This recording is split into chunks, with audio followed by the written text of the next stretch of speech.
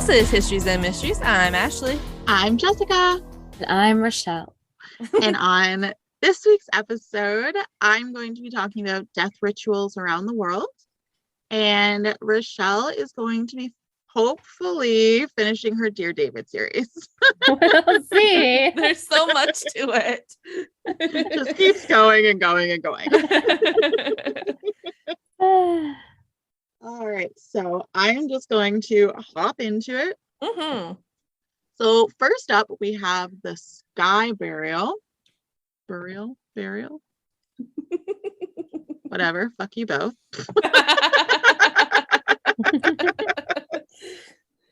The sky burial. I have to say, the way you said raccoon in the last episode when I was editing it, I noticed like, it when she said it. What the fuck are you saying? My mom says it that way too. My mom says raccoon. Raccoon. When did I say raccoon? In last week's episode. When she said it last week, I kind of laughed, but I was like, I'm just going to keep letting her go. I know, same. I was going to say something too, and then I was like, I'm not going to say anything. And then I heard it like when I was editing, and I was like, oh, Jess, why? Why you say it like that? It's a raccoon. No, it's a raccoon. Raccoon. That sounds weird. That means that like makes it sound like I'm trying to like overemphasize like raccoon. Well, raccoon makes it sound like you're overemphasizing raccoon. Raccoon.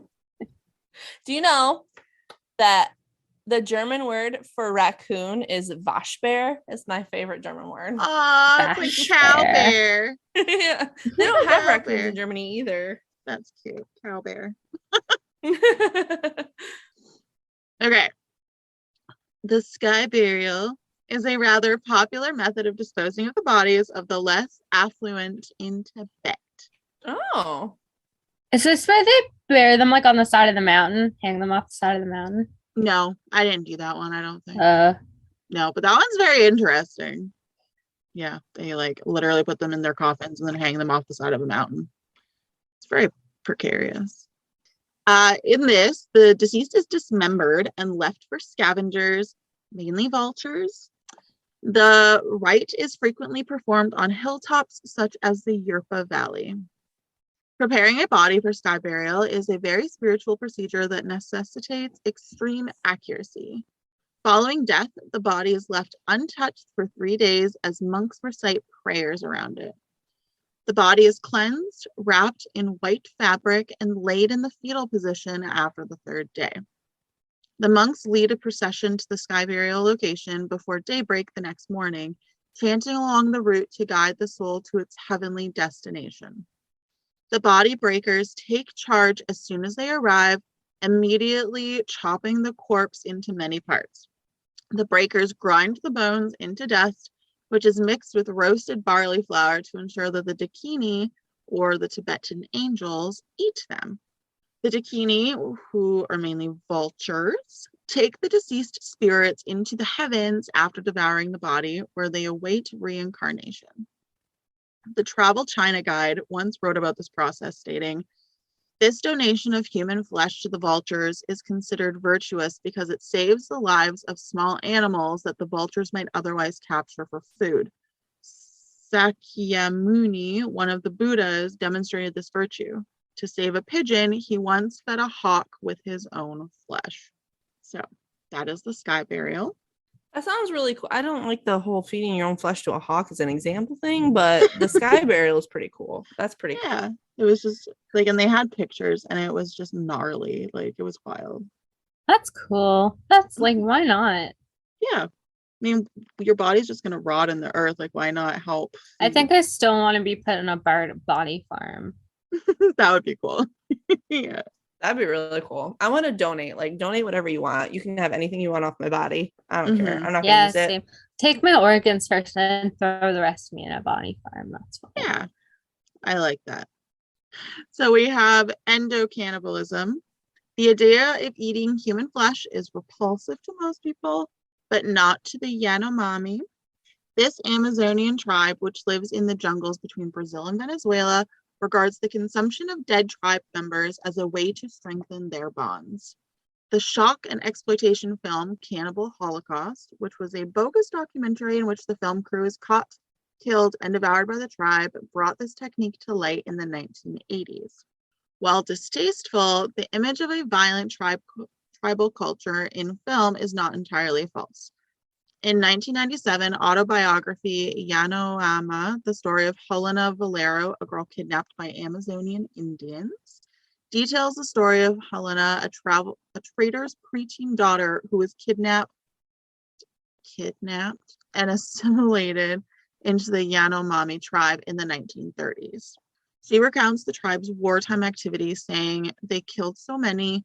I was weeping for fear and for pity, but there was nothing I could do. They snatched the children from their mothers to kill them, while the others held the mothers tightly by the arms and wrists as they stood up in a line. All the women wept. The men began to kill the children, little ones, bigger ones. They killed many of them." Next, we have defleshing. Oh, I don't think I'm gonna like this one. Along the Andes Mountains foothills, one of the oldest death ceremonies took place.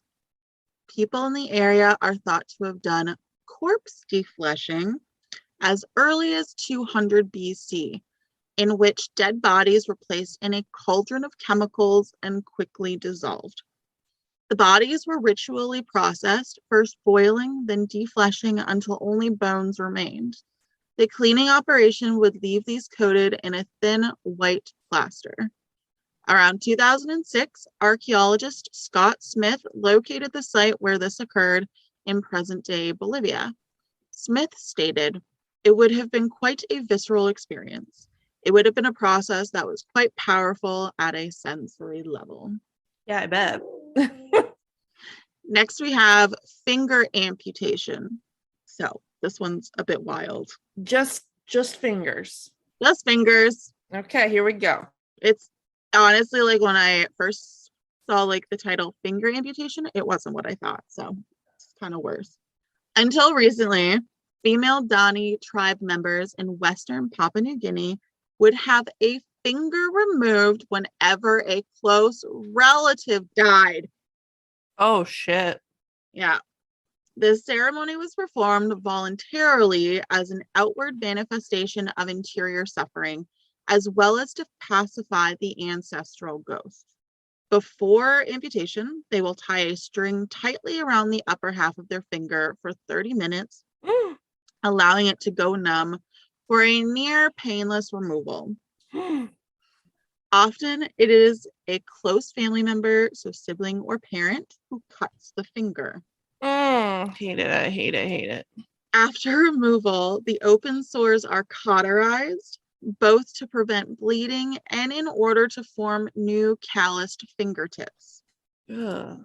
The severed, do you want to know what happens to the fingers? Oh, they don't just like throw them away? No. Oh, of course not. The severed finger pieces were then burned in the ashes of the funeral fire, which the family would subsequently keep in a sacred spot. Oh. Despite the fact that it is now a rare practice and it was formerly prohibited a few years ago, many older Dani women realize the allure of the now archaic ritual and are eager to show tourists and photographers their maimed hands. What finger would you choose? My ring finger. Yeah, my ring finger or my pinky. But like, there's one older lady they had a picture of, and like almost all of her fingers were gone because she lost so many family members. Can you imagine, like, at that point, are you more sad that your family members are dying or that you like have no fingers left? Yeah, but it's voluntary, right? Yeah. So Ugh. Yeah. I mean, more power to them, man. I don't know if I could do it. They are some strong people. those are the women that were doing that. Strong women. Mm-hmm. All right, now we have Famadiana, I think. The Malagasy people of Madagascar have a traditional death ceremony known as Famadiana, which means turning of the bones. In it, relatives meet at the family crypt to receive their ancestors' wrapped bodies, which they then dance with to live music. Following that, the family members delicately rewrap each deceased family member in expensive silk scarves and perfume the body. The living family members then reflect with the bodies in their laps, pose for photos, and dance with the bodies of relatives they've lost within the tomb once more before burying them. The family leaves gifts of photos, money, and alcohol as they leave the crypt. The rite is only performed every 7 years because it is thought the spirits of the dead only enter the world of their ancestors when the body has completely decomposed, which can take several years. And just think about that for a second, that they do this when the bodies are decomposed and they're dancing around with them. Yum. Mhm. Because the silk shrouds used in the process are rather expensive, this also has a practical value as well. According to Lonely Planet, it is also traditional for women who are having difficulty conceiving children to take a portion of an old shroud and place it beneath their bedding to obtain a different kind of blessing. Weird. Okay. Yes. And now we have 2 more, my favorite ones. Hmm. Can anybody guess what it is? Sea burials. Burial at sea. No, but that would have been fun. Viking funeral. No, Uh, that would have been nice too. Damn. sacrificing people. I don't know. So I have mummification. Oh, mummification. Yeah. So the ancient Egyptians believed in the afterlife and the resurrection of the body. This belief stemmed from what they saw every day. Each nightfall, the sun set below the western horizon, only to rise the next morning in the east. The moon waxed and waned as new life blossomed from grains sowed in the ground. Everything was very trustworthy as long as the order was maintained, and life after death could be gained if specific circumstances were satisfied. For example, the body had to be mummified and placed in a fully furnished tomb with all of the necessities for life in the afterlife. The ancient pyramid texts describe mummification or the preservation of the body. The cosmos was thrown into disorder when Osiris, the god of the dead, died, and tears of the gods became the ingredients required to mummify his body. Honey, resins, and incense were also among the ingredients used. Prior to the development of mummification, the body was deposited in a pit in a sleeping fetal posture, together with personal objects such as clay pots and jewelry. The pit was covered with sand, which absorbed all the body's fluids and preserved it. The deceased were wrapped in animal skins or put in pottery, basketware, or wooden coffins, and burial trenches were later lined with mud bricks and roofed over. Because the body was no longer in contact with the hot sand, decomposition was hastened by these improvements. To remedy this problem, the deceased's internal organs were removed and the body was mummified using drying agents. Mummification dates back to 2400 BC in Egypt, and it was practiced until the Greco-Roman period. Only pharaohs were thought to be capable of attaining immortality during the Old Kingdom. Around the year 2000 BC, attitudes shifted. Anyone may enter the afterlife as long as the body was mummified and the appropriate components were placed in the tomb. However, because mummification was so costly, only the wealthy could afford it. Although mummification was not a strict condition for resurrection in the afterlife, it was considered a very desired method of achieving so. The prayers in the Book of the Dead were written to assist the dying in their journey to the afterlife. I was obsessed with Egyptology when I was like 12-ish. I knew everything there was to know about it, like how they would do the mummification, like how they would hook out the brains from the nose, weigh the heart against the feather of the truth, and all of that. It's so cool. I know, I've been obsessed with Egypt since I was like a young kid. So the materials that were used in mummification were linen, sawdust, lichen? Thank you. Beeswax, resin, natron, onion, Nile mud, linen pads, frankincense. And the tools that were used, brain hooks, oil jar, funnels, and an embalmer's knife. So I have 10 ancient Egyptian embalming tips. So the embalmers first had to remove the moist parts of the body, which would rot. The brain was removed through the nostrils with a hook and thrown away because it was not believed to be important. The internal organs were removed through a cut in the left side of the body. The lungs, liver, stomach, and intestines were mummified separately and placed in special containers called canopic jars. The heart was left in the mummy in order to be weighed against the feather of truth and justice in the afterlife by the god Anubis, like Rochelle said. If the deceased had done bad things, then their heart would be heavy and they would not be allowed into the afterlife. Instead, Amit, who was part crocodile, lion, and hippopotamus, would devour them. Only if the heart weighed the same as the feather could the deceased person go into the afterlife. The body was covered in a kind of salt called natron for 40 days to dissolve body fats and absorb the moisture. Linen was used to pad out the cavities, and the body was treated with herbs, oil, and resin. Makeup, jewelry, and a wig were usually placed on the body. Any missing or damaged parts would be replaced with wooden parts so the person's body would be complete in the afterlife. Protective amulets were placed on the body, like the scarab amulet and the Wedjat eye amulet, which is like the eye of Ra or the eye of Horus, however you know it to be. The embalmers then wrapped the body in linen bandages.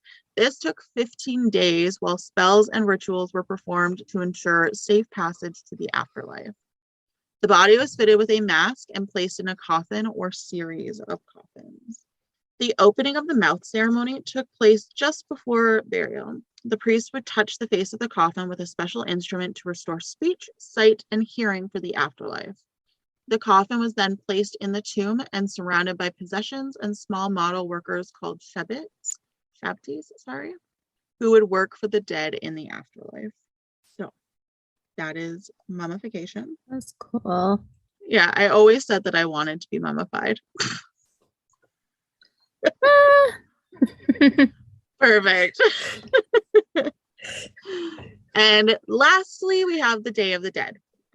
Dia de los Muertos. De los Muertos. And it is one of Mexico's most important holidays, with origins stretching back thousands of years, well before the arrival of Spanish settlers. The event has its roots in indigenous traditions that date back thousands of years, with the Aztec and Mexica people having had a significant influence. Death was temporary in Aztec society, and the souls of the dead may return to see the living. At least 2 major festivals in the fall would honor the dead and welcome them back into the living world. Those rituals were incorporated into the Catholic calendar after the arrival of the Spanish in the 16th century and are today commemorated on All Souls Day. It is observed on November 2nd, when it is thought that all spirits of the deceased will return to the world of the living. However, the commemoration usually begins on October 28th, with each day honoring a new type of death, such as adults who died in car accidents or children who died before being baptized. On November 1st, All Saints' Day commemorates anybody who has lived a pure life, especially children. It's evolved into a fusion of Catholic tradition and Mexican mysticism, honoring death as a natural part of life and an opportunity to remember and commemorate loved ones. Stalls sell adorned sugar or chocolate skulls in crowded marketplaces, while sheets of tissue paper cut into exquisite designs adorn stores and restaurants. Families meticulously place images of their ancestors on an altar beside candles and a traditional Mexican pastry as incense fill the air in homes around the country. Freshly cut marigolds also fill the storefronts of flower stores. Although the event has long been part of Mexican culture, it has recently become a popular tourist attraction, with visitors flocking to towns and cities around the country to see the colorful displays on ofrendas, which are altars used to welcome the spirits of the deceased back into the living world. The altars normally have many levels. 2 levels represent the earth and the sky, 3 levels can represent heaven, earth, and purgatory, and 7 levels represent the 7 steps to entering the afterlife or the 7 deadly sins. Every ofrenda contains things that represent the 4 elements of earth, water, air, and fire. Earth is usually represented by ashes or soil. After a lengthy voyage, the spirits can refresh themselves with a glass of water, and tissue paper carved with complex designs is usually used to represent air. Candles represent fire, and they aid in guiding the deceased back to their final resting place. While the vibrant celebrations have been included in Oscar-winning films and even commercials for large corporations, it remains a personal family custom for many Mexicans, a time to remember and commemorate those who have passed away and to welcome them back into our homes, if only for an evening. It is also a reminder of Mexico's willingness to overcome and laugh at anything, including death, in a country where violence and sorrow have become all too common. And that is my story. Oh. Isn't that wild? Hmm. Thanks. So I got my sources because I obviously always forget them from All That's Interesting, History Museum, mylearning.org, and New York Times. So Cool. thank you. Are you ready to see if we can make it to the end of Dear David? Yeah. Yeah, we'll I'll see. see who finishes first, me or the story. What date did we leave off on? Tuesday, December 12th. Okay, I'm following along so I can 2017. see the pictures. If anybody else wants to follow along, like we said last week, it's on wakelet.com. If you just type Dear David and look at the Wakelet link, it's right there. So the last tweet we left off of, or just left off with so graciously because I was literally dying, was anyway, now I have a decrepit old shoe and a marble sitting on my dresser. I guess this is the new normal. So now we're entering Tuesday, December 12th. Sorry for the long break. I haven't been feeling great the past couple weeks and I haven't had time to update. Feel ya, Adam. Feeling it big time. There also wasn't much to say for the most part. I wasn't sleeping well and I was having weird dreams, but they were vague and hard to describe. I'm sleepy all day long and I've been getting sudden bouts of dizziness. I chalked it up to always having earbuds crammed in and made a mental note to get my ears checked. Other than that, things were pretty quiet. I sort of fooled myself into thinking that finding those items in the attic somehow ended all this. Not that that would make much sense. But then last week, something started to happen. Late on Wednesday, I woke up with a start and felt something strange, like something had just been watching me. I turned on the light, but I was alone. Oh, I hate that. Still, there was this tangible feeling of badness. Everything felt wrong, sort of like when you have the flu and you wake up at night, can't really tell where you are for a minute. Or your poor grammar skills. It was a feeling I'm used to. It always accompanies David. People tweet at me a lot saying he might just need help, but I'm certain that's not the case. Every time he shows up, I feel a palpable sense of malice. There's what I felt that night, malice, dread, but still I was alone. And I was so tired, I wound up just going back to sleep. I've been so exhausted recently, I can barely function. The next night, the same thing happened. I woke up suddenly feeling like I had just missed seeing something, like a candle had just gone out and I could still smell it. I thought about using the pet cam from the living room to monitor my bedroom while I slept, but the cord was too short to get the camera high enough to see the entire room, so I improvised. I downloaded an app that takes a photo every 60 seconds and set my phone on top of a bookcase. It's almost 7 feet tall, so it had a pretty good view of my bed and the surrounding room. Then I went to sleep.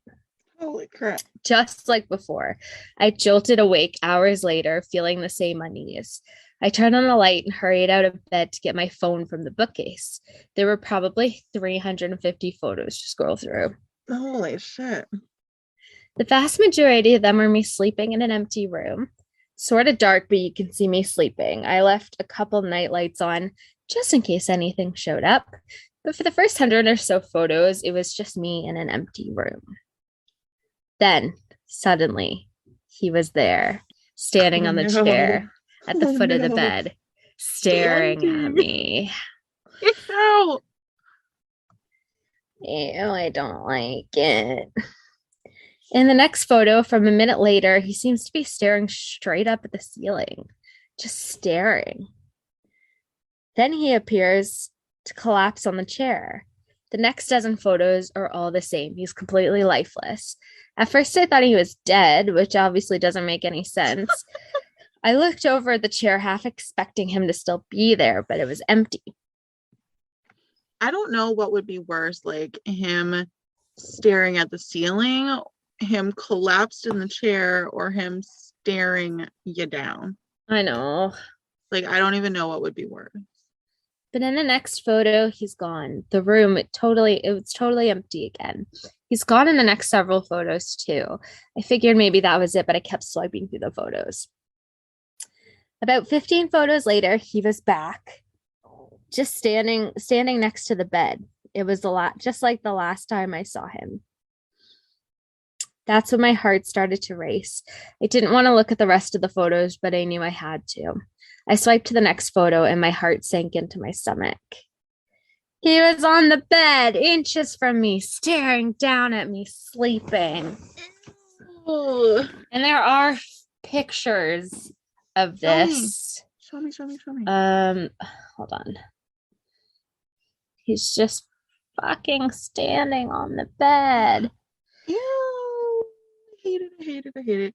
He looks kind of like from afar. He looks like a creepy ass scarecrow. Yep. Yeah. The next one was worse.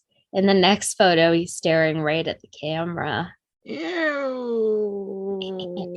After that, there's seemingly nothing. He disappears again, and the rest of the squirrel is just me alone in my room again. That is until the last photo. Ew. Here's the final photo on the scroll. It's just he's right his at the camera. head. It looks like a coconut head. I'm at loss for But words. I think this is the most like solid he's looked. You know what I mean in that Yeah. picture. Yeah. I'm at loss for words. That malformed ear, that stringy hair. I don't even know what to think. I looked all over my room, but I couldn't find anything. And honestly, I've been so exhausted, I didn't know how to process it. Even now, all I want to do is just go to sleep. December 20th. Hey, everyone. I'll be gone for the next week visiting family back home in Montana for the holidays. It'll be nice to get away from all this for a bit. Thanks for everyone's kind words lately. I'll see you when I get back. January 2nd. So I've been away from the city for a couple weeks. I went home to Montana for the holidays and almost immediately started to feel better. Less tired, less foggy.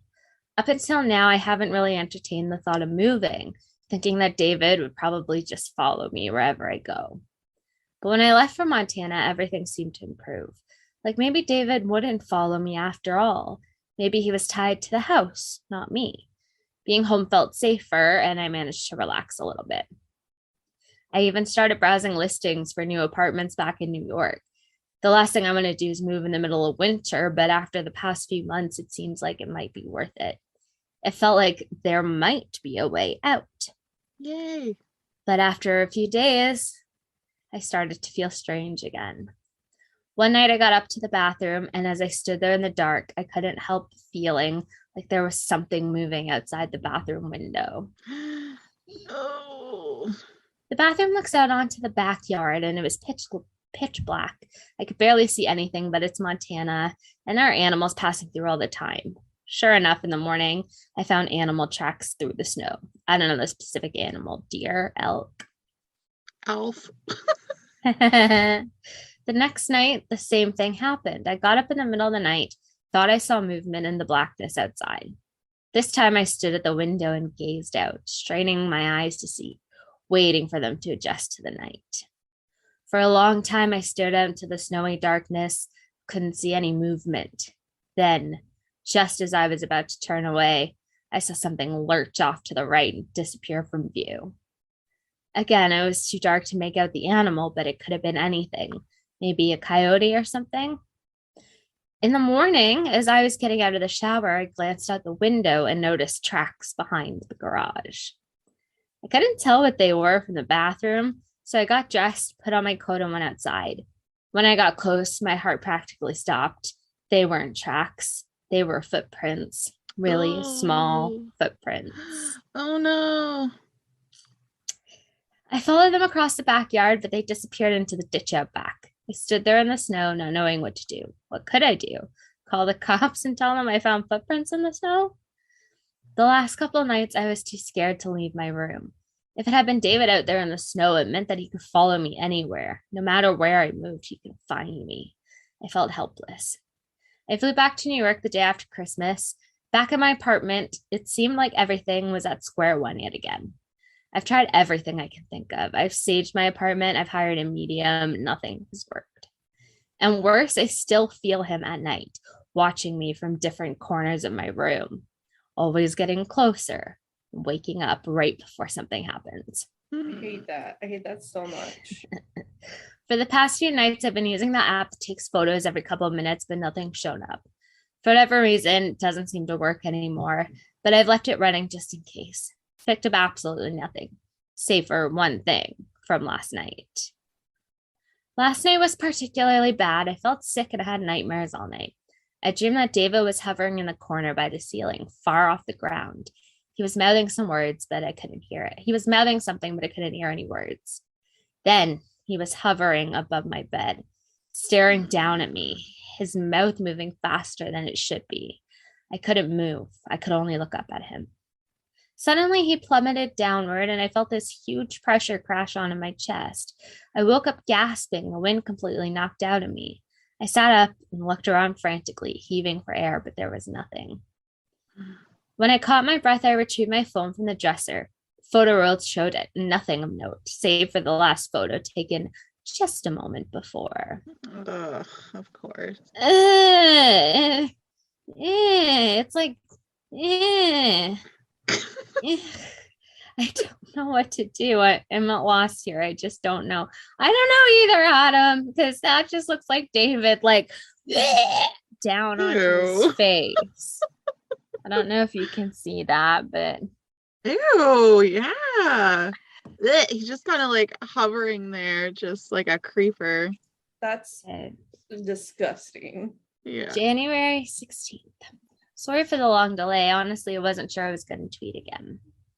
After what happened a couple weeks ago, everything stopped. Well, sort of. I wasn't having dreams anymore and I was feeling better. I was sleeping through the night again. Actually, I was feeling great. I still do, but things have been sort of weird too. It's hard to explain. I'll try, but I don't know if it makes any sense. Any of it makes any sense. Basically, as good as things have been for the past couple of weeks, I can't shake the feeling that something is off. After what happened a couple of weeks ago, everything stopped. Well, sort of. I wasn't having dreams anymore and I was feeling better. I was sleeping through the night again. Like I've been sleeping fine and I have lots of energy during the day, but sometimes I seem to sort of lose time, I guess. Like I'll look at the clock and realize a whole hour has gone by and I don't remember any of it. Or I'll mishear someone and ask them to repeat what they said, but they'll say they didn't hear anything. Little stuff like that. But after what I've been through, that's not a big deal. Despite all that, I felt ready to put it all behind me.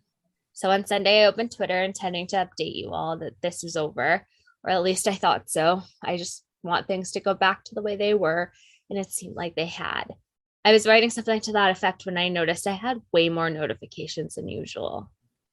I swiped to my mentions and saw that everyone was tweeting me about something I posted to my Instagram story the day before, saying they saw something weird. Stories are expired now, but I have screenshots and I don't know how to explain it. Long story short, I went to brunch on Saturday with a friend. I posted a few photos to my story and they were fairly unremarkable. Here's the first two I posted, totally dumb and normal. They're totally boring brunch photos. I posted one more photo of me and my friend before leaving, and that was that. But the next day, I had a zillion messages about the third photo I posted. People had taken screenshots and sent them to me. This is what somehow got uploaded to my story. Instagram story. Ew. Oh no, that eye. Yeah, I don't like that. I have no clue what happened. It looked perfectly fine on my phone when I uploaded it. I'd say it's just a glitch, but I can't make sense of what's happening with my face. Maybe I can. I don't know what it looks like, but what it probably is, but I don't know if I care anymore. I just really just want things to be normal again. If things feel normal enough right now. I don't know. I guess I'll keep you updated if something else happens. January 28th, he just posted a video. And when I watch the video, it's his cat looking at something by the The cat's door. meowing too. It's crying at the door. Your cat is? No, in the video, there's In the his cat's video. crying at the door. Okay, so that's all he posted on January 28th. And then we jump to February 3rd. And he just tweets everything is fine. Good, okay. February 14th. Valentine's Sounds like Day. something someone would say if everything was not fine. Yeah, right. Please don't worry about me. I'm okay, and everything will be like it was before. Smiley face. So these tweets sound weird. Yeah. And then he posts another video of his cat fucking yelling at the door. What if David like possessed him over? him? That's what Yeah. I'm saying. Like this doesn't sound, these tweets don't sound like him. They sound weird. Yeah. And then this is the last tweet, March 12th. For everyone asking if I'm alive, I'm doing okay. It's been pretty quiet around here lately, and I've been trying to focus on work. Of course, I'll keep you updated if anything strange happens. But for now, I'm staying busy with drawing and other projects. And that's it. Oh my goodness. I wonder if there's anything like, Any updates? Let's yeah. see. Dear David. That's crazy. Oh. Oh my gosh, he draws I just found him on Instagram. He draws these comics that I really like. I didn't know this was him. He does this guy, if you've ever seen him. Oh, that's him. Yeah. Okay. All right. Well, thank you for sharing all of that. He's You're possessed by welcome. David. That's what's happening to him right now. 100%. Now, would you guys like some pickup lines? Yeah. Oh, Pick yes, me up, please. Jess. Pick us up. All right, they're Harry Potter related. Ooh. I think I know where this is going. I'm not gonna use like the normal ones. Oh, okay.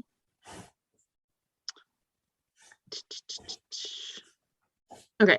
You must be a snitch because I've been seeking you my whole life. Ooh.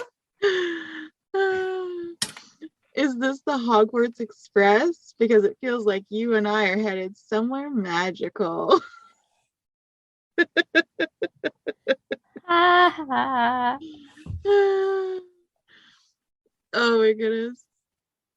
You can have the port key to my heart.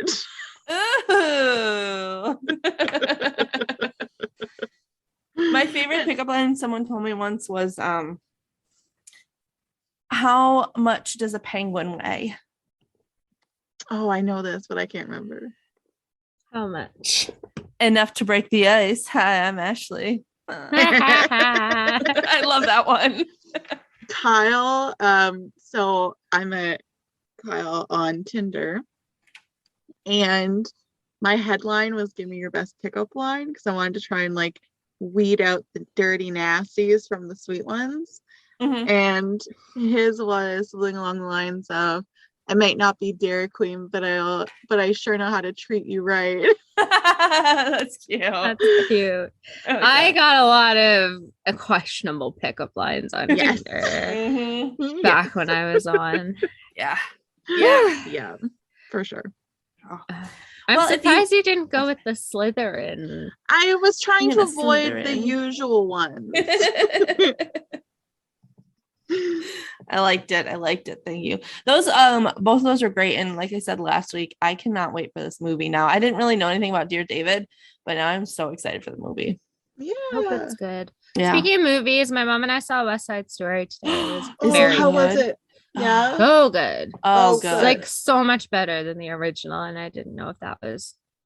Well, I knew it was possible because I've seen it on stage. Yeah. Same. But I wasn't expecting like a movie remake to really be that good, and Oh, it was good. really good.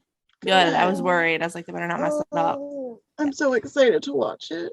So I told my mom had never seen it, which I was surprised. She'd never seen like any version of West Side Story. And like right away when I met her at the theater, I was like, so this is not a feel good movie. You're gonna cry. She's She was like, should we take tissues? Yeah. I was like, well, I think I'll be fine because I know what happened. But Yeah. you Yeah. might want to. I know Yeah. you like watching these kind of things. And fair enough, she bawled. I did not, but I will. I knew it was coming. I know I- I will, even though I know what's coming. I will. Yeah. Yeah. It hurts, man. I'm glad it was good though. And it's really sad in this one. Yeah. All right. Spoiler alert, everyone fucking dies. Not everyone, but like, Yeah. Basically everyone. but you should probably know that because West Side Story's been around for ages. Yeah, it's not a super like new age spoiler. Mm. Oh goodness. Well, if you want more spoilers and awesome things like that, you can find us at historiesandmysteries.ca, and we are also on Instagram and Facebook. If you would like to rate and review us, we would really appreciate it because it helps us get out there and bring you guys more content. Yeah. And I can't think of anything for you to tell us about, so just tell us about whatever the fuck you feel like. Yeah. Well, have a great week, everyone, and we look forward to bringing you 2 news stories next week. Bye. Bye.